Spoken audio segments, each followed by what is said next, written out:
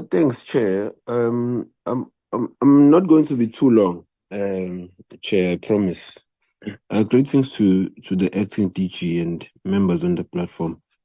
Chair, maybe let me start. For me, I think I'm very disappointed that the minister is not here, because what we are dealing with here is a very sensitive issue that deals with critical aspects in terms of trying to integrate safe and reliable transport for our people.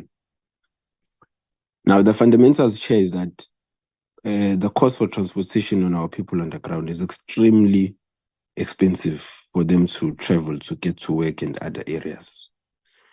But it seems as if what the department is trying to do is met with challenges, and they do not seem to want to own up to these challenges.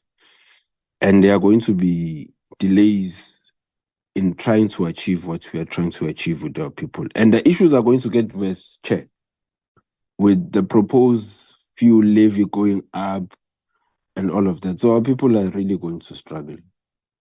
Now, if you look, Chair, the minister should have been here so that she is able to tell us what are the challenges that are in eThekwini.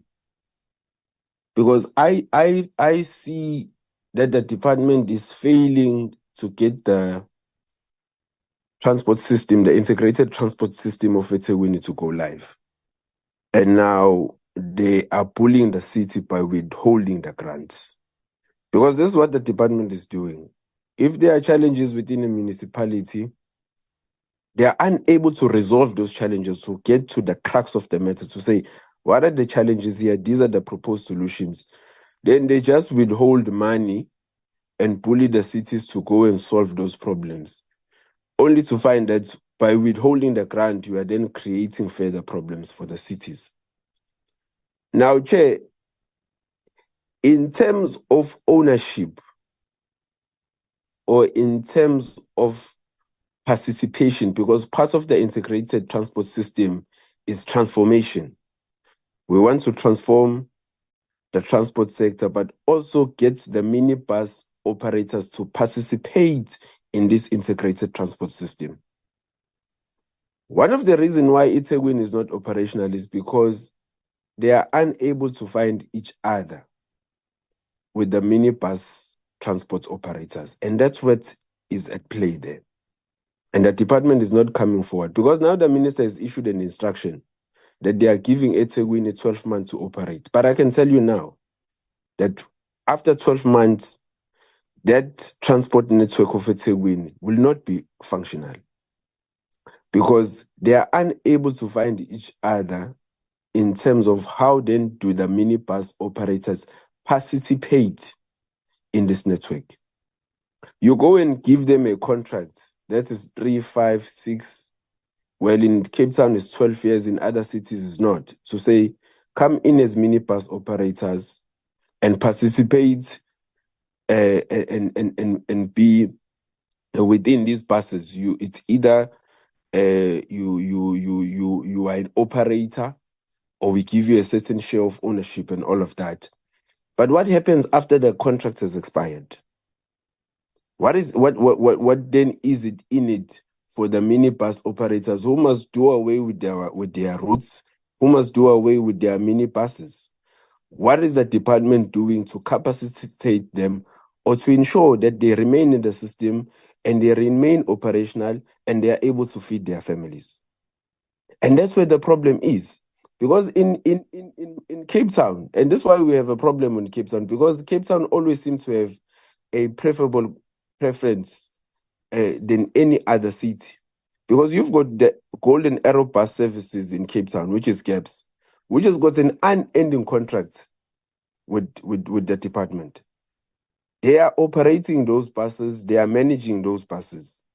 But the minibus operators are nowhere to be seen in participating so that they are able to feed their families. So I want the department to speak to us to say, how then are you integrating the minibus operators, not just on a short-term contractual basis, but in the long run, so that they are able to sustain themselves and their families in the long run? Because for someone to do away with their route, to do away with their taxi, only for them to have a 3-year or 5-year or even 12-year contract, and after that they've got nothing that they will be able to put their to put food on the table. That's where one of the challenges is, Chair. If you look at the N2 Express, Chair, between Khayelitsha and Cape Town, it says to us that 33% is owned by minibus taxis. But I can tell you now, Chair, that also that route is also managed by Golden Arrow Bus Services. And the minibus taxi operators just receive dividends. So in terms of transformation, it does not assist us, because the minibus taxi operators are supposed to participate fully, not just by receiving dividend shares, because they are saying that they are owning 33% of the entire network. No, but they must be given operational rights so that they are able to operate and learn the skill, so that they can also be used effectively by the department, so that we are able to achieve our transformation goals that we want. If you go and look at page 14, Chair, it's exactly what I'm talking about in terms of the bus rapid transport, where the minibus operators in Cape Town are just given a 12-year contract to operate. But what happens when the contract ends? Because Golden Arrow Bus Services, but on the other hand, they don't have a yearly contract or anything. It's just open-ended. They've been operating these buses since 1994, if I may put it that way. While they still had Padco and Golden Arrow buses and all of those things. So we must be able to look into that. Also, Chair, if we could actually get the cost to date on this public transport grant, I see that the expenditure is very low across all cities. But again, I don't think that we just need to narrow it down that the expenditure in the cities is low. We must be able to fully understand the challenges of the non-spending in the cities. So we can't just be told that there are challenges, therefore there's non-spending. But we must be able to give in details to say in eThekwini, this is the challenges that is stopping them from spending. Because you remember, Chair, that the minibus operators, the taxi owners, are always accused of being hooligans and of being violent. And sometimes you'll find that the network is stopped from operating or being constructed because of those disagreements. When the taxi operators come and say that this network must stop because us and the department or us and the city don't agree with each other in terms of how we're going to be integrated in the system.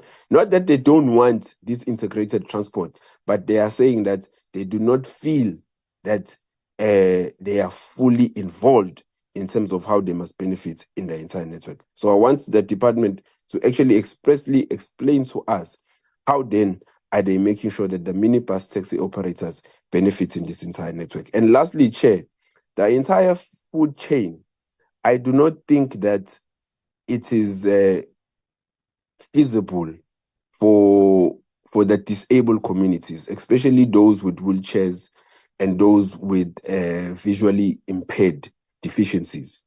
Because for someone, the MyCity or the Rea Vaya might have access to wheelchair buses, which we appreciate. But what then happens, we must be able to see from the time that this person leaves home up until they get to their destination, if the entire network is feasible for them to actually use it.